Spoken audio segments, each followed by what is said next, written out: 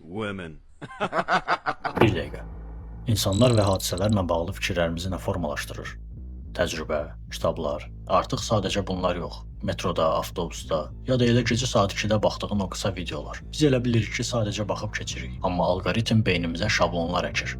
Hazır, qablaşdırılmış, ucuz təsəvvürlər, böyük insan dramları, fərqli həyatlar alqoritmin dar çərçivəsinə sığışdırılır və media bizə o çərçivənin içində nəyi düşünəcəyimizi diktə edir. Bir insanın dramına asanlıqla gülə bilirik. Bütöv bir xalqı asanlıqla ittiham edə bilirik. Bir qrupun alçaldılmasını bir problemi asanlıqla zarafata çevirə bilirik. Reallıq ölür, yerini simulyasiya tutur.